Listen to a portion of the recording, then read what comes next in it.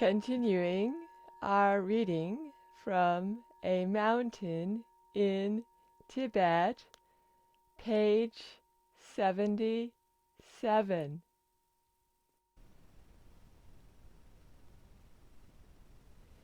After a couple of days like this, we reasoned that we were far enough away from the communist-held areas to walk by day.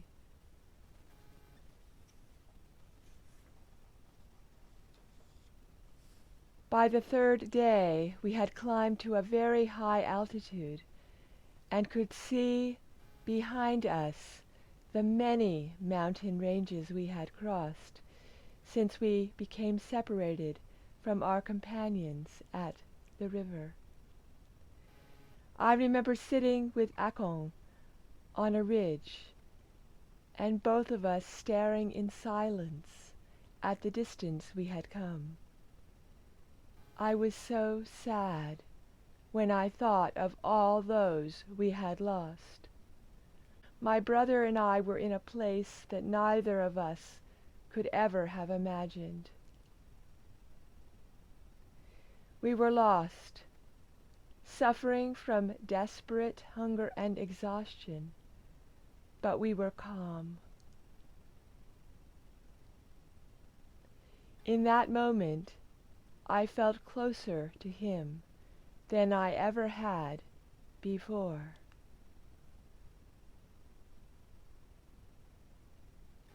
By now we were reaching the limits of human endurance.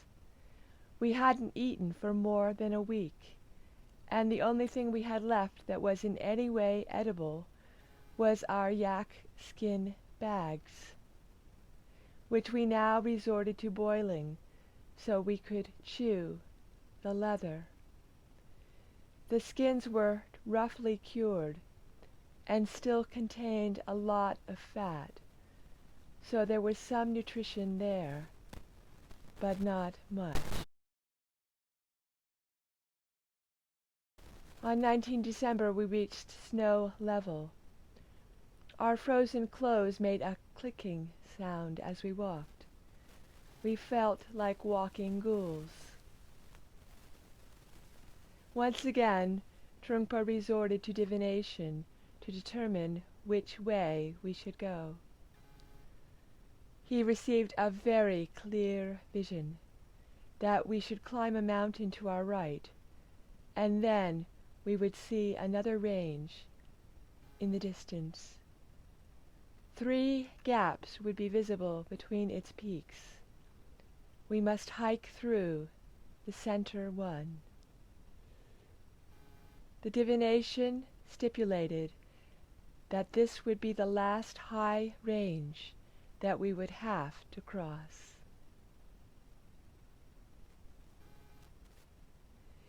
This was the encouragement we needed to keep going. As we were walking through the central gap, a snowstorm engulfed us, and I wondered whether we would be buried alive by snow.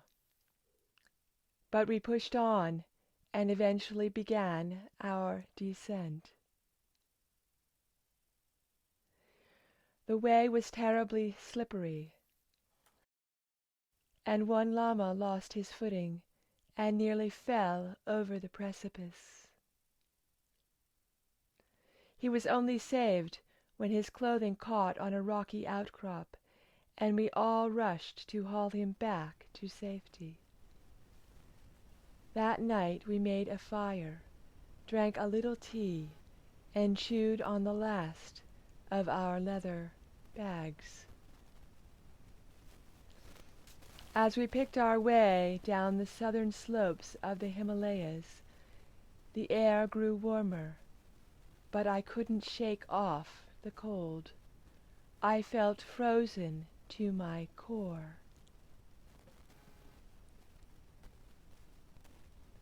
The terrain was tough, and the vegetation thick and alien to us. We saw trees with yellow fruits that we'd never encountered before. I know now that they were bananas. But of course, at the time we had no idea they were edible. We were going to the point where if we did not eat soon, we would die. Every day the walking was harder. My mind was starting to feel foggy. On 22nd December, we weighed up our few options. Everyone's face was gaunt.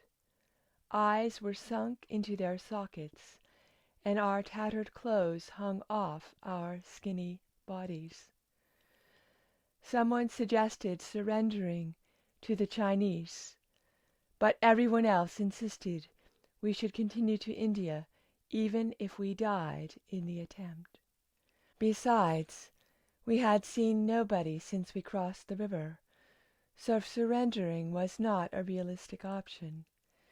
What could we do but keep going in the hopes that we would find a village? The following day we walked as far as we were able, but then we could go no further. We found a cave in which to shelter, and lay down to rest. Our guide told us that if we did not find food within the next day or two, we would all certainly die.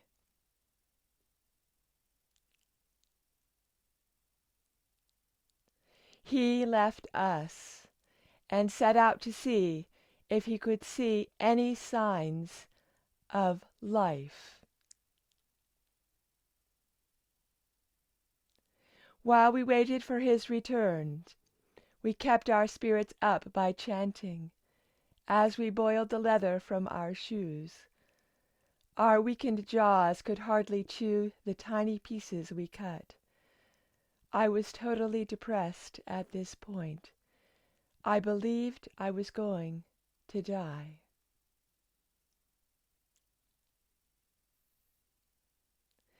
I woke from a fitful sleep, feeling scarcely alive. It was the morning of 25th December. Our guide had not returned, and Trungpa decided that we could wait no longer. Our last chance was to stagger as far as we could, in the hope that we would stumble across someone or something else that would lead us to food. I was almost crippled by starvation and fatigue. I followed Akon blindly up a shallow hill. When I heard a shout, I couldn't immediately understand the words or what I was seeing. It was our guide. On the path ahead of us, he was carrying a large bag and grinning and waving at us. Was this our salvation? I sank down to the floor and had to be helped up. When we reached him, I saw the bag contained sampa. Lots of it.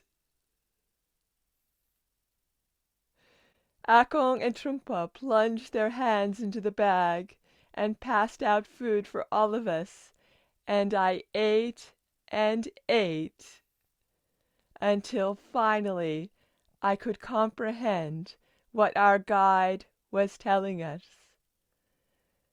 By some miraculous piece of luck, he had stumbled across my brother Jamyang. As he returned to the cave where we were all sheltering, Jamyang was with 3 nuns. They had all escaped from a communist prison camp down at the river, foraging some food and heading for the border via the mountain road so their journey had been much faster and easier than ours.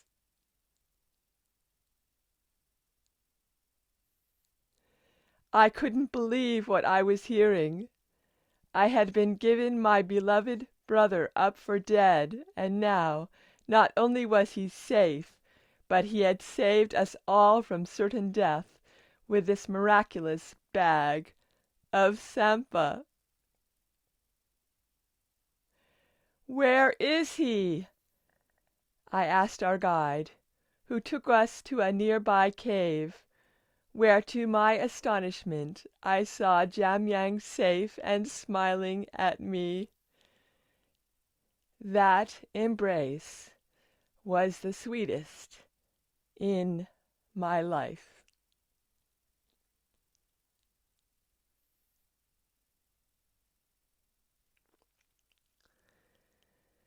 We all sat down, and Jamyang told us his story.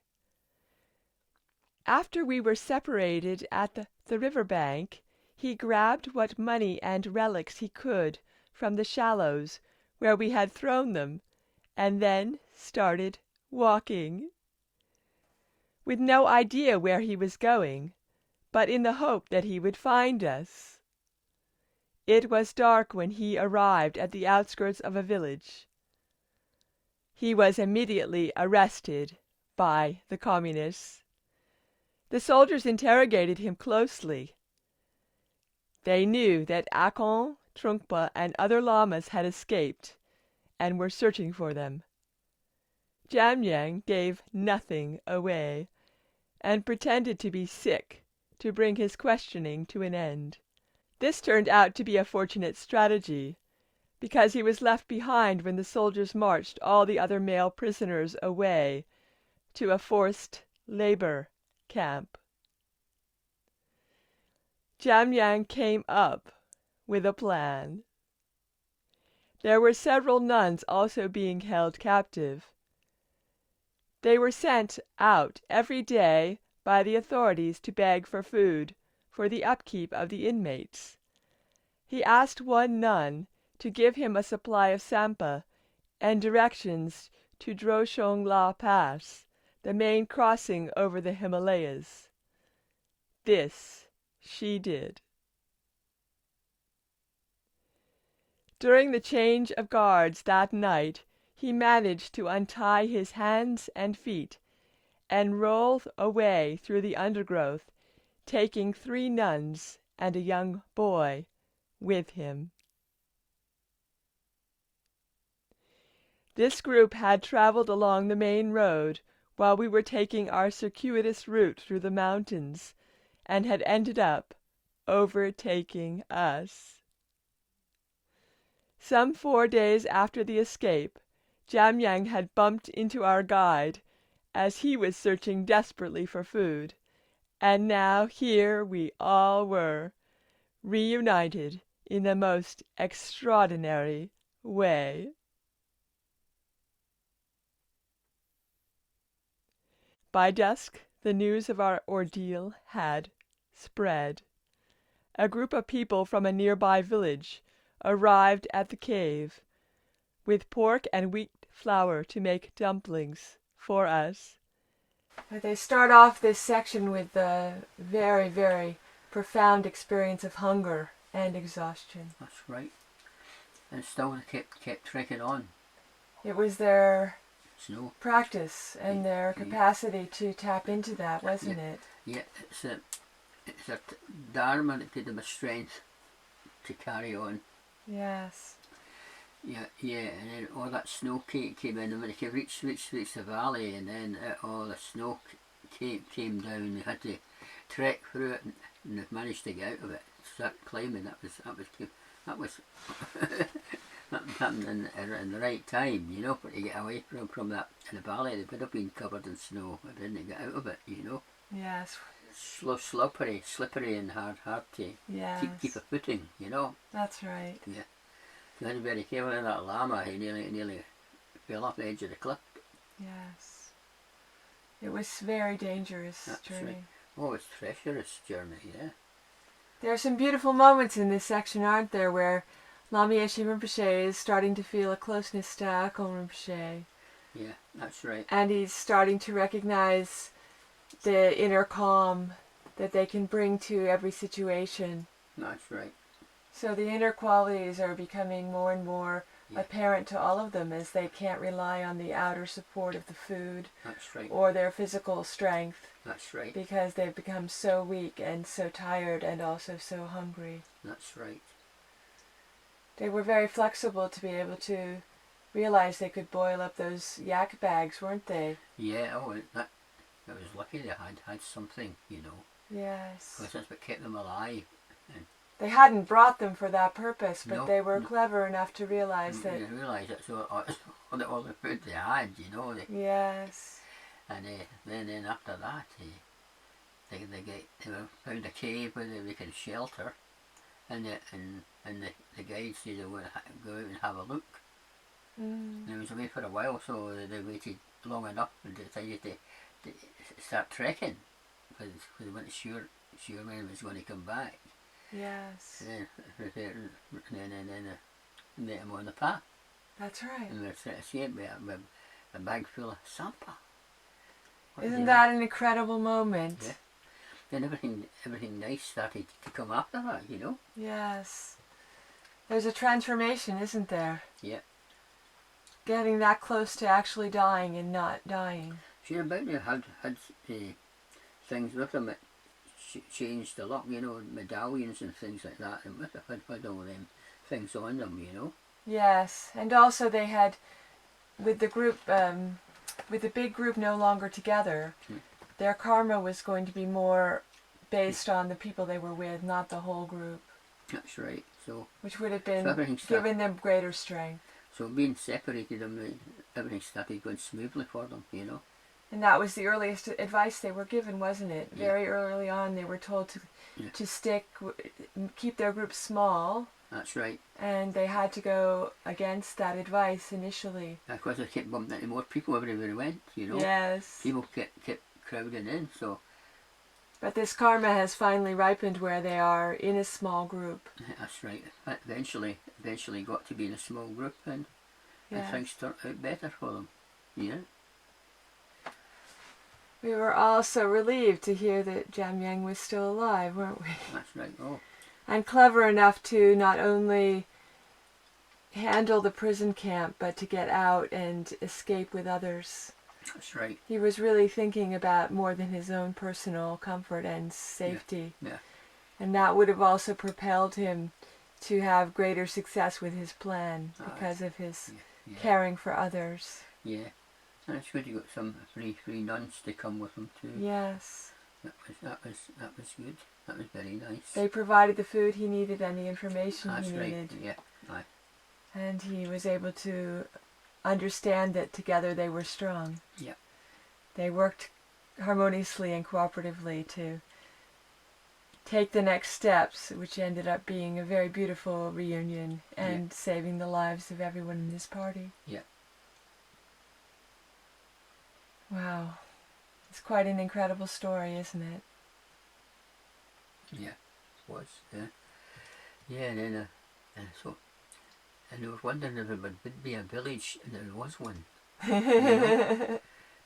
So that was good too. Yes. That all came, and that's amazing. All the villagers came up. That was nice. When the villagers came to give them a feast. Yeah. They would have been so happy to have spiritual teachers coming into their area. And escape from and they would have very much wanted to give them whatever they could. Yes, that's right.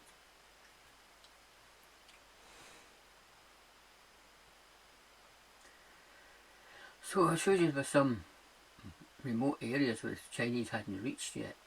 Yes. You know? Yes. But there's such a huge sense of relief to know that they have been rescued. Yeah. And all their good karma and their good actions have paid off because they're now becoming recipients of similar caring and hospitality and good fortune. Yes. And because of this, the Dharma continues to spread. That's right.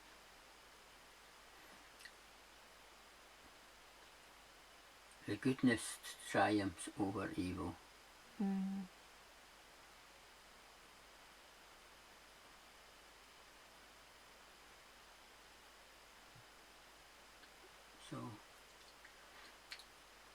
So it's good that they got a nice resting place and plenty of food and a nice warm bed.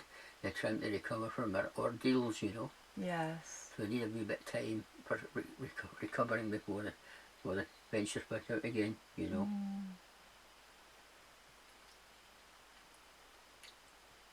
So they got, at least they got over the main dangers now. And now they've got food and all that, so we'll see what happens from there on. That's right. Yes.